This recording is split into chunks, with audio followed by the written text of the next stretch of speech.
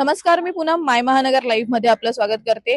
महाराष्ट्र नवनिर्माण सेना पक्षाचा दरवर्षीप्रमाणे आणि परंपरेप्रमाणे जो आहे तो छत्रपती शिवाजी महाराज पार्क दादर या ठिकाणी गुढीपाडव्याचा मेळावा जो आहे तो आज पार पडणार आहे। संध्याकाळी 7 वाजता मनसे अध्यक्ष राज ठाकरे राज्याच्या कानाकोपऱ्यातून आलेल्या आपल्या सर्व पदाधिकाऱ्यांना, नेत्यांना आणि त्यासोबतच कार्यकर्त्यांना जे आहे ते कानमंत्र देणार आहेत। नवा महाराष्ट्र राजसाहेबांना नेहमीच घडवायचा असतो आणि आज पुन्हा त्यांनी आपल्या पोस्ट मधून जे आहे नवा महाराष्ट्र घडवूया असं आवाहन जे आहे संपूर्ण मराठी जनांना, संपूर्ण महाराष्ट्रात राहणाऱ्या लोकांना केलेलं आहे।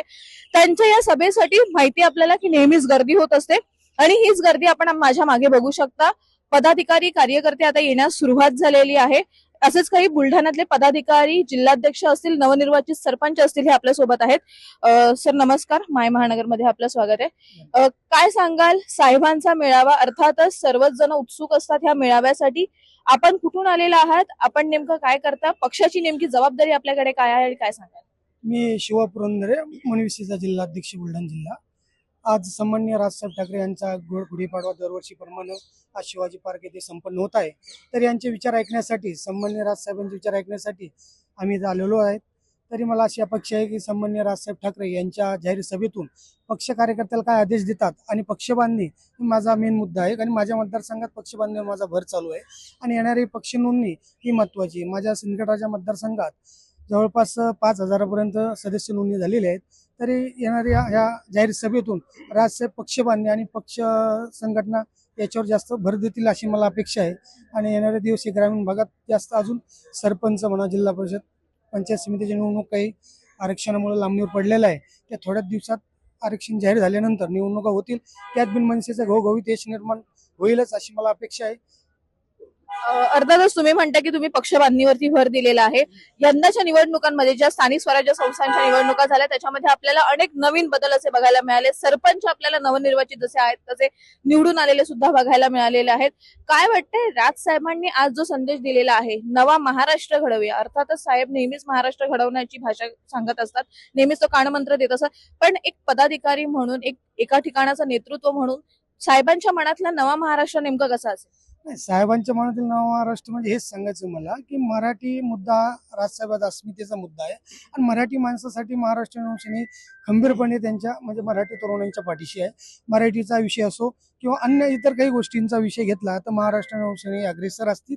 आणि मला एवढंच सांगायचं आपल्या चॅनलच्या माध्यमातून, यावेळेस महानगरपालिकेची निवडणूक झाली, मुंबई असो की इतर महानगरपालिका घ्या, इथं राजसाहेबांनी केलेल्या कामाला लोकांनी थारा नाही दिला। यावेळेस पैसा चालला निवडणुकीने, पैसा जिंकला, काम हरलं, याच्यातून सिद्ध झाले। यावेळेस साहेब या जाहीर सभेतून ते संबोधित करणारच आहे, पण नेमकं राजसाहेब आता कार्यकर्त्याला काय आदेश देतील त्याची वाट आम्हाला आतुरता आहेच, थोड्या वेळात ती कळेलच आपल्याला। पण तरी पण काय वाटतंय, कारण की ह्या निवडणुकीमध्ये आपल्याला पहिल्यांदाच ठाकरे बंधूंची युती बघायला मिळाली। मराठी माणसाच्या मनातली, त्यांच्या नजरेतली आणि जी बाळासाहेब ठाकरेंची इच्छा होती ते ठाकरे बंधू आपल्याला एकत्र आलेले बघायला मिळाले, त्याचा फायदा झाला असं वाटतंय?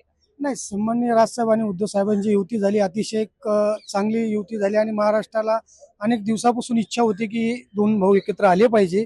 त्या कारणाने ही युती भविष्यात बिन अशी टिकली पाहिजे। आता दोन भाऊ एकत्र येतात तर भविष्यात येणाऱ्या विधानसभा असो किंवा जिल्हा परिषद ही युती कायमस्वरूपी असावी। राजसाहेबांचे ध्येय धोरण ही युती समोर घेऊन कायमस्वरूपी सोबतच असावं अशी मला अपेक्षा आहे। अर्थातच आपल्यासोबत सरपंच आपण त्यांच्याशी बातचीत करूया, त्यांच्याशी जाणून घेऊया की काय सांगाल, नवनिर्वाचित सरपंच आहात, काय साहेबांचं ध्येय पूर्ण करायचंय, साहेबांच्या स्वप्नातला महाराष्ट्र नेमका कसा घडवायचा? मी राजेश राष्ट्रमाता सिंदखेडच्या तालुक्यातील कुंभीफळ नगरीचा सरपंच, सर्व माझ्या बुलढाणा जिल्ह्यातील विद्यार्थी साहित्य सर्व पदाधिकारी माझ्या सोबत आहे।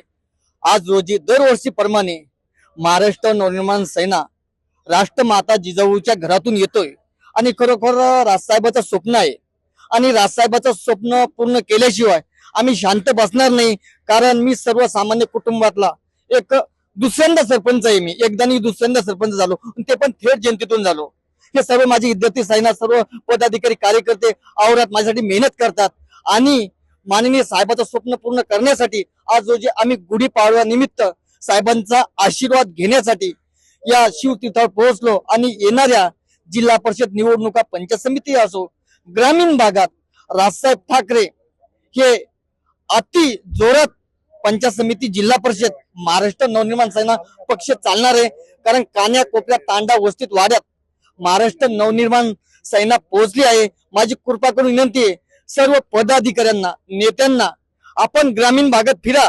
माननीय राजसाहेबांच्या आदेशानुसार जे महाराष्ट्राचे प्रदेश उपाध्यक्ष असन, सरचिटणीस असेल, पक्षाचे नेते असन, संपर्क अध्यक्ष असन, ग्रामीण भागात राजसाहेबांच्या नेतृत्वाखाली आपण फिरलं पाहिजेत. आणि येणाऱ्या निवडणुका, जिल्हा परिषद असो, पंचायत समिती असो, 2029चा विषय असो, साहेब मुख्यमंत्री झाल्याशिवाय राहणार नाही. आपण सर्व महाराष्ट्राचे जे नेते फिरतात ना, त्यांना विनंती करतो की आपण ग्रामीण भागात फिरा.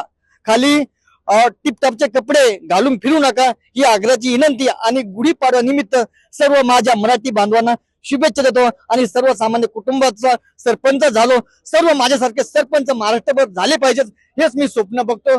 सर्वांना तुम्हाला पण शुभेच्छा देतो आमच्याकडे जे बाईट दिल्याबद्दल. Madam, thank you.